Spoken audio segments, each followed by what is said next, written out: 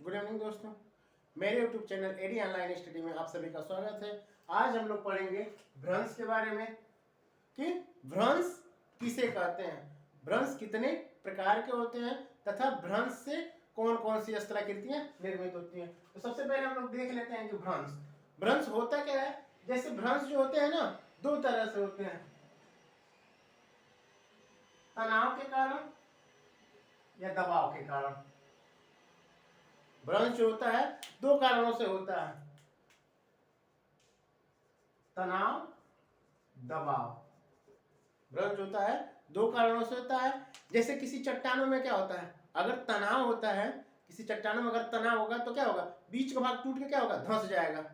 ठीक, बीच का भाग टूट के क्या होगा, धंस जाएगा। तो उसी को क्या बोलेंगे हम लोग, भ्रंश बोलेंगे। उसी को क्या बोलेंगे, भ्रंश बोलेंगे। जैसे चट्टाने मान लीजिए, दो प्रकार के चट्टाने हैं, एक दूसरे से क्या होता है, खींचाव हो रहा है। जैसे चट्टाने क्या है, ये इधर जा रहा है, ये चट्टाने इधर जा रहा है, दोनों एक दूसरे से खींचाव होगा तो बीच का भाग क्या होगा, टूट जाएगा और नीचे धंस जाएगा। तो जब टूट जाएगा, नीचे धंस जाएगा, तो उसी को क्या कहते हैं, भ्रंश कहते हैं। उसी को क्या कहेंगे, भ्रंश कहेंगे। या उसी को क्या बोला जाता है, फॉल्ट बोला जाता है। फॉल्ट, या उसी को क्या बोला जाता है, फॉल्ट बोला जाता है। पहला तो ये कारण हो गया तनाव के कारण, दूसरा होता है दबाव के कारण। जैसे मान लीजिए कोई चट्टाने हैं, दो तरह से चट्टाने हैं, अगर दोनों में क्या हो रहा है, दबाव पड़ रहा है, अगर एक दूसरे से क्या हो रहा है, दबाव पड़ रहा है, तो क्या होगा, जब से दबाव पड़ेगा तो ये ऊपर उठेगा और ऊपर का भाग क्या होता है, टूट जाएगा। तो इससे भी क्या होता है, भ्रंश होगा। इससे भी क्या होगा, भ्रंश होगा। उसी को क्या कहते हैं, भ्रंश। भ्रंश, ठीक। तो समझ में भ्रंश क्या होता है। भ्रंश जो होता है यानी चट्टानों में तनाव के कारण या दबाव के कारण जब चट्टानें टूटती हैं तो उसी को क्या कहते हैं, भ्रंश कहते हैं। तनाव के कारण या दबाव के कारण जब चट्टानें टूटती हैं तो उसी को क्या कहते हैं, भ्रंश कहते हैं। जब चट्टानें तनाव के कारण, तनाव तथा दबाव के कारण टूटती हैं तो उसे भ्रंश कहते हैं। यानी चट्टानें जब क्या होती हैं, चट्टानें जब तनाव के कारण या दबाव, यानी कि कोई जैसे वाली चट्टान है, जैसे रबड़ का ले लीजिए या कुछ भी ले लीजिए, जब ज्यादा जोर से तानेंगे तो क्या होगा, टूट जाएगा। और या तो ज्यादा देर से दबाव करेंगे, जैसे वाले मार्कर है, और उसको ज्यादा जोर से दबाव देते हुए क्या होगा, टूट जाएगा। तो उसी को क्या बोलेंगे, भ्रंश बोलेंगे। या ज्यादा खिंचाव पड़े या ज्यादा दबाव पड़े, तो जब चट्टानों में खिंचाव और दबाव के कारण जब चट्टानें टूटती हैं तो उसी को क्या कहते हैं, भ्रंश कहते हैं। अब हम लोग देख लेते हैं कि भ्रंश के प्रकार, यानी भ्रंश कितने प्रकार के होते हैं।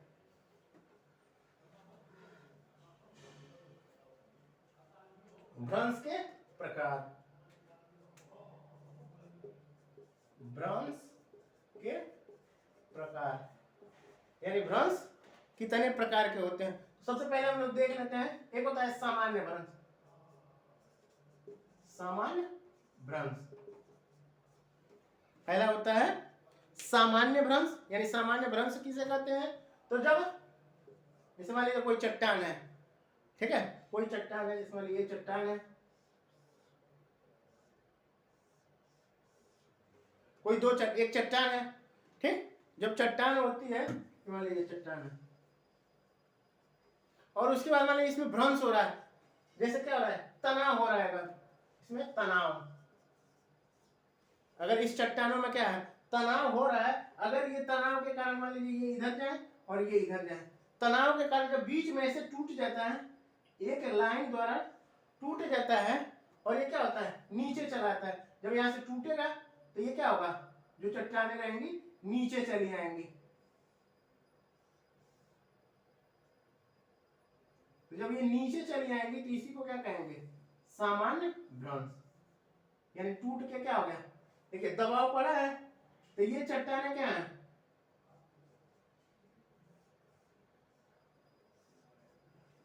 दबाव पड़ा है, तो ये चट्टानें टूट के क्या है, नीचे चली आई हैं। यहां से देखिए नीचे आ गई है ना, यहां से ये नीचे आ गई है, तो इसी को क्या बोलेंगे हम लोग, सामान्य भ्रंश। तो किसके कारण हुआ है, दबाव के कारण। ये चट्टाने इधर खिसक रही है और ये चट्टाने इधर। जब इधर जैसे चट्टाने है, जब नीचे क्या है, जब टूटेगा तो ये खसक के क्या होगा, नीचे चला आएगा। तो जब नीचे चलाता है, एक लाइन द्वारा नीचे चलाता है, तो इसी को क्या कहते हैं, सामान्य भ्रंश। ठीक, तो इसे बोला जाता है सामान्य भ्रंश। दूसरा होता है क्या, उत्क्रमण भ्रंश। दूसरा होता है उत्क्रमण भ्रंश। उत्क्रमण भ्रंश, अब इसमें देख लेते हैं उत्क्रमण भ्रंश क्या होता है। इसमें क्या होता है, इसमें दबाव पड़ती है। इसमें क्या होता है, दबाव पड़ती है। जैसे चट्टाने हैं, इसी तरह की चट्टाने हैं, मान लीजिए ये चट्टाने है, एक चट्टाने है। ये क्या होता है, इसमें दबाव पड़ता है। तो जब दबाव पड़ता है यानी एक दूसरे से क्या होती हैं, पास आती हैं। ये इधर रहता है, ये इधर रहता है। ठीक, तो जब दबाव पड़ती है तो क्या होता है, विस्थापित होकर दूसरी तरफ खिसक जाती हैं। जैसे ये विस्थापित होकर क्या होता है, दूसरी तरफ खिसक जाता है। विस्थापित होकर एक दूसरे के, जैसे इसका एक मिनट फिगर बना दे। दूसरा है उत्क्रमण भ्रंश। उत्क्रमण भ्रंश, इसमें बताएं कि क्या होता है, ये दबाव के कारण होता है। जब ऐसे दबाव पड़ता है तो एक दूसरे का क्या होता है, ऊपर चढ़ जाता है। इस प्रकार के भ्रंश में क्या होता है, एक दूसरे के ऊपर, इसमें एक चट्टान ये है, एक चट्टान ये और एक चट्टान ये, जब दोनों ओर दबाव पड़ता है,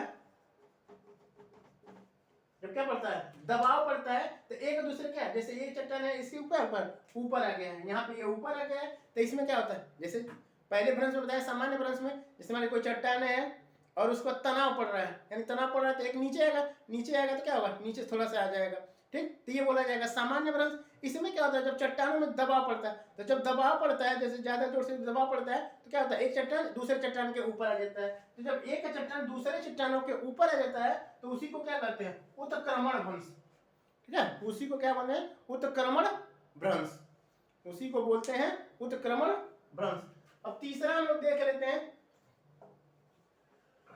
तीसरा होता है सोपानी भ्रंश। तीसरा सोपानी भ्रंश। सोपानी भ्रंश, अब देखिए सोपानी भ्रंश में क्या होता है, सोपानी मतलब होता है सीढ़ी। ठीक है, मैं कोई चट्टान है, ठीक है, ये इसके नीचे खिसक गई, फिर इसके नीचे ये, इस प्रकार से भ्रंश जब होता चला जाएगा, एक सीढ़ी के क्रम में ले लेगा, तो उसी को क्या बोलेंगे, सोपानी भ्रंश बोलेंगे। जैसे यहाँ से एक चट्टान है, उसका भ्रंश हुआ, ये नीचे चला गया, फिर चट्टानों में भ्रंश हुआ, फिर नीचे चला गया, फिर चट्टानों में भ्रंश हुआ, फिर नीचे चला गया। तो जब इस तरह का भ्रंश होगा, ये भी क्या होगा, तनाव के कारण होगा।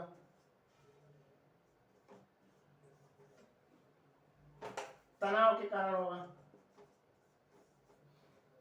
जब चट्टानों में क्या होता है, तनाव होता है, वो नीचे खिसक गया, फिर अगर उस चट्टानों में तनाव हो रहा है फिर वो नीचे जाएगा। तो जब ऐसे सीढ़ी के आकार का बन जाएगा, एक स्टेप दो इस तरह से सीढ़ी के आकार का बन जाएगा, तो उसी को क्या बोलेंगे, सोपानी भ्रंश। जब एक टूटा, जैसे मान लीजिए चट्टान है, ये टूट के क्या हुआ, नीचे चला आया, फिर ये टूटा, फिर नीचे चला आया, फिर ये टूटा, फिर ये नीचे चला आया। तो जब इस प्रकार के चट्टाने क्या होंगे, टूटेंगी, ठीक है, तो वो क्या कहलाएगा, सोपानी भ्रंश। सोपानी मतलब होता है सीढ़ीदार या सीढ़ीदार भ्रंश। तो ये होते हैं। उसके बाद एक और होता है, चौथा होता है पार्श्व भ्रंश। पार्श्व, चौथा होता है पार्श्विक भ्रंश। पार्श्विक भ्रंश, चौथा होता है पार्श्विक भ्रंश या ट्रांस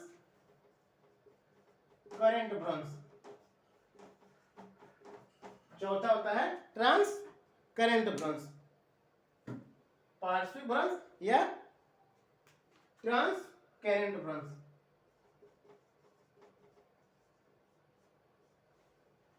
इसी को बोलते हैं क्या, ट्रांस करेंट भ्रंश। इसमें क्या होता है, एक दूसरे के, जैसे ये बताया हम, जैसे भी अभी बताए हैं उत्क्रमण भ्रंश। उत्क्रमण भ्रंश में क्या हो रहा था, एक दूसरे से जैसे समान, जैसे यहाँ से एक चट्टान है और एक चट्टान, ये दोनों पे क्या होता है, समान दिशा में लग रहा था, वो दबाव पड़ रहा था, और एक क्या हो रहा था, दूसरे के ऊपर, ये इसके जैसे इस तरह से रहता है। तो जब क्या होगा, जब भ्रंश होगा तो एक दूसरे के ऊपर चढ़ जा रहा था। तो इसमें क्या हो रहा था, समान जगह से फोर्स लग रहा था। इसमें क्या होता है, पार्श्विक भ्रंश में विपरीत दिशा में किनारे किनारे से फोर्स लगता है। जैसे ये चट्टाने का और एक चट्टान ये है, यहाँ से ये इस तरह से फोर्स लगा, इधर से ये दबाव लगा, ठीक है। इसमें भी क्या होता है, दबाव के कारण होता है। तो जब इधर से दबाव पड़ती है और इधर से दबाव पड़ती है तो क्या होता है, किनारे से खिसक जाता है। इसमें जब दबाव पड़ती है, जैसे मान लीजिए यहाँ पे है तो विपरीत दिशा से, जैसे इसके किनारे से, जैसे ये चट्टान है, इसके किनारे से इधर पड़ रहा है, इसके किनारे से इधर, तो बीच का भाग क्या होता है, ये इधर खसक आता है, तो उसी को क्या कहते हैं, ट्रांसकैरेंट भ्रंश। इसमें तो बीच का भाग क्या होता है, जैसे एक चट्टान है मान लीजिए, एक चट्टान ये, इसमें दबाव यहां से पड़ता है और इसमें दबाव यहां से पड़ता है, यानी इसमें दबाव पड़ रहा है यहां से और यहां से। जब इस प्रकार के चट्टानों में दबाव पड़ता है तो कुछ इस प्रकार की स्थलाकृतियां बन जाती हैं।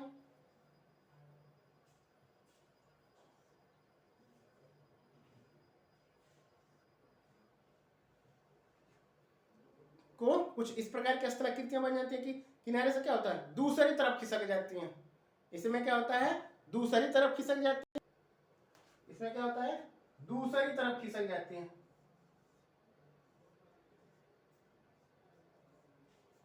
जब दूसरी तरफ खिसकती है, जैसे इस तरह से है, तो जब इस तरह से आया तो इधर से, जैसे ये चट्टाने हैं, जब किनारे से ये दबाव, इस किनारे से दबाव पड़ रहा है, इस किनारे से जब दबाव पड़ता है तो क्या होती है, इधर चली जाती हैं, इस तरह से चली आएंगी।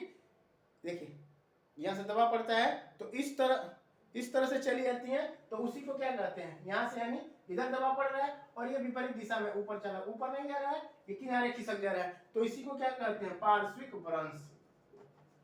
पार्श्विक भ्रंश। तो ये चार प्रकार के भ्रंश होते हैं। एक होता है सामान्य भ्रंश, दूसरा उत्क्रमण भ्रंश, तीसरा सोपानी भ्रंश तथा चौथा होता है पार्श्विक भ्रंश या ट्रांसकैरेंट भ्रंश। तो ये चार प्रकार के भ्रंश होते हैं। पहले भ्रंश में हम लोग देखे हैं कि क्या होता है, जब चट्टानों में तनाव पड़ता है, तो जब तनाव पड़ता है तो एक चट्टान क्या होता है, दूसरे नीचे चला आता है, तो जब एक चट्टान नीचे चलाया जाएगा उसको क्या बोलेंगे, सामान्य भ्रंश बोलेंगे। दूसरे में हम लोग देखे हैं कि जब दबाव पड़ता है तो एक दूसरे के क्या ऊपर चढ़े जा रहे हैं, तो जब एक दूसरे के ऊपर चढ़ेंगे तो उसे क्या बोलेंगे, उत्क्रमण भ्रंश। तीसरे में हम लोग देखे हैं सोपानी भ्रंश, यानी क्या होता है, टूटते हुए क्या हुआ, सीढ़ी के आकार का बन जाता है। इस प्रकार पहले ये टूटा, फिर ये, फिर ये, फिर ये, जब सीढ़ी के आकार के बन जाएंगे तो इसे क्या बोलेंगे, सोपानी भ्रंश। इसमें क्या होता है, चौथे में जो होता है, जब विपरीत दिशा से यानी किनारे किनारे से जब दबाव लगता है तो क्या होता है, एक दूसरे के विपरीत दिशा में ये तिरछा खिसक जाते हैं, यानी यहाँ से है तो इस प्रकार खिसक जाते हैं, तो इसको हम लोग बोलते हैं, क्या बोलते हैं, ट्रांसकैरेंट भ्रंश या पार्श्विक भ्रंश। अब हम लोग देख लेते हैं कि भ्रंश के द्वारा कौन कौन सी स्थलाकृतियां निर्मित होती हैं। अब हम लोग देख लेते हैं कि भ्रंशों के द्वारा निर्मित स्थलाकृतियां, यानी भ्रंश के कारण कौन कौन सी स्थलाकृतियां निर्मित होती हैं। तो भ्रंश के कारण चार प्रकार की स्थलाकृतियां निर्मित होती हैं। पहला होता है भ्रंश घाटी, सबसे पहला होता है भ्रंश घाटी, इसी को क्या बोलते हैं, ग्रोवन भी बोलते हैं, इसी को ग्रोवन भी बोलते हैं। दूसरा होता है रैंप घाटी, रैंप घाटी। तीसरा होता है ब्लॉक पर्वत घाटी। चौथा होता है हार्स्ट घाटी, चौथा होता है हार्स्ट घाटी। तो चारों की स्थलाकृतियां देख लेते हैं कि कैसे कैसे है। भ्रंश घाटी में क्या होता है, जैसे ये चट्टाने हैं, ठीक है, बीच का भाग क्या हुआ, टूट के नीचे धंस गया। जैसे देखिए इस प्रकार ये चट्टान ये है और एक चट्टान ये चट्टान थी, एक सामान्य चट्टान है, बीच का देखिए, इसका बीच का भाग जो है ना, ये वाला भाग क्या टूट के नीचे खसक गया है, ये वाला भाग क्या है, टूट के नीचे खिसक गया है। इसी को क्या कहते हैं, भ्रंश घाटी। इसी को क्या कहते हैं, भ्रंश घाटी। जैसे देखे होंगे सतपुड़ा और विंध्याचल, सतपुड़ा और विंध्याचल पर्वत के बीच का भाग क्या हो गया, धंस गया है। तो जब बीच का भाग धंस जाएगा तो उसी को क्या बोलते हैं हम लोग, भ्रंश घाटी। ठीक है, बीच के भाग धंस जाने के कारण उसे क्या बोला गया है, भ्रंश घाटी। इसमें एक और उदाहरण आता है जॉर्डन का भ्रंश घाटी, जॉर्डन का भ्रंश घाटी। इसमें जॉर्डन का भ्रंश घाटी और विंध्याचल और सतपुड़ा के बीच का, जिसे नर्मदा नदी होकर गुजरती है, वो क्या है, एक भ्रंश घाटी से होकर गुजरती है। जिसे कहते हैं ना भारत की कौन सी नदियां जो भ्रंश घाटी से, तो नर्मदा जो है क्या है, भ्रंश घाटी से होकर गुजरती है। यानी एक चट्टान यहाँ पर स्थिर है, बीच का जैसे एक चट्टान है, इसका बीच का भाग क्या टूट के नीचे धंस जा रहा है, तो जब बीच का भाग टूट के नीचे धंस जाएगा तो उसी को क्या बोलेंगे, भ्रंश घाटी।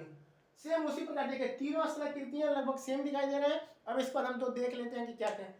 दूसरा होता है रैंप घाटी। दूसरा होता है, ये दोनों भ्रंश घाटी और रैंप घाटी एक जैसे दिखने में लगते हैं, लेकिन इसमें क्या होता है, इसमें देख रहे हैं तीर का निशान क्या है, ऊपर की तरफ है, तीर का निशान ऊपर की तरफ है।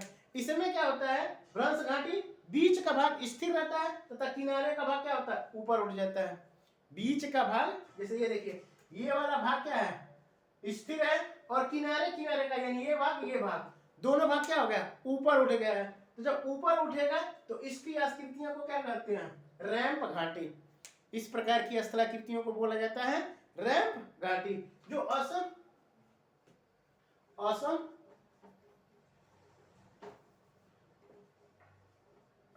और ब्रह्मपुत्र,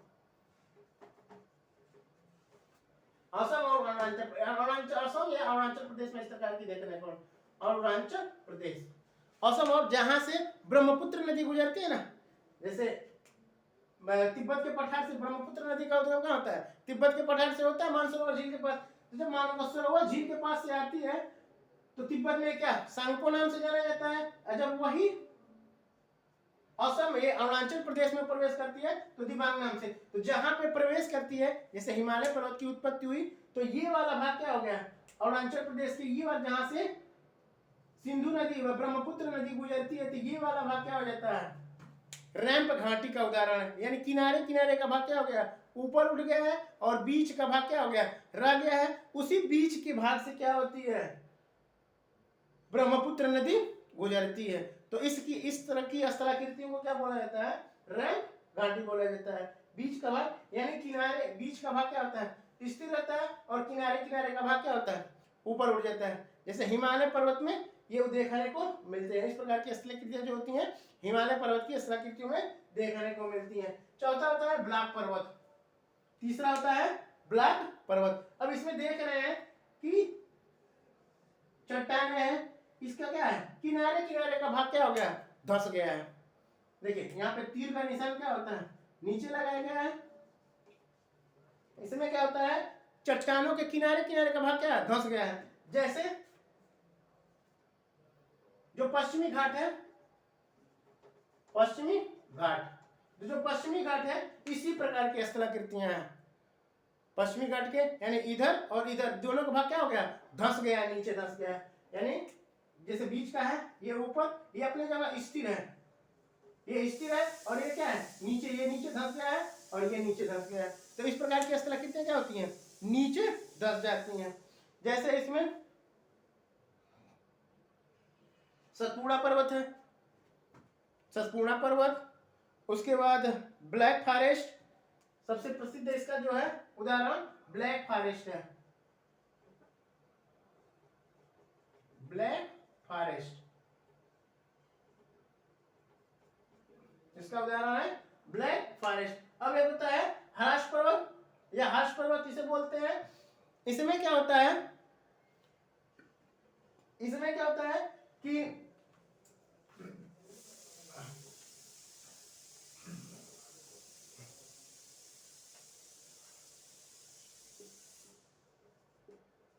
होस्ट भ्रंश में क्या होता है, जैसे चट्टाने हैं ये,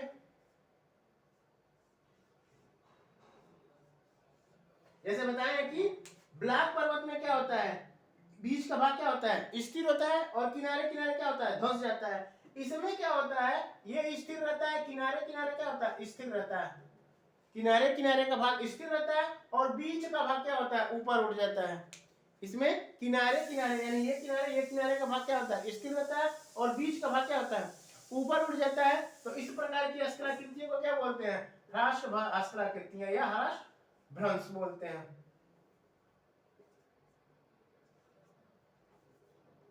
ह्रास भ्रंश। तो ये था कि भ्रंशों के द्वारा निर्मित स्थलाकृतियां। तो हम लोग पढ़ लिए कि भ्रंश क्या होता है। भ्रंश जो क्या होता है, तनाव और दबाव के कारण क्या है, चट्टानों का धंस जाना। तनाव या चट्टानों का तनाव और दबाव के कारण क्या है, चट्टानों का धंसना या ऊपर उठ जाना। तो भ्रंश हम लोग देखें कि क्या चार प्रकार के भ्रंश होते हैं। एक सामान्य भ्रंश, उत्क्रमण भ्रंश, उसके बाद सोपानी भ्रंश, और एक होता है पार्श्विक भ्रंश। अब उसके बाद भ्रंशों के द्वारा निर्मित स्थलाकृतियां। तो पहले हम लोग देखे हैं ग्रोबन, रैंप घाटी, ब्लैक पर्वत, और उसके बाद ह्रास भ्रंश। तो ये 4 प्रकार की स्थलाकृतियां समझ लिए। अब हम लोग देखेंगे अगले वीडियो में। ठीक है, थैंक यू।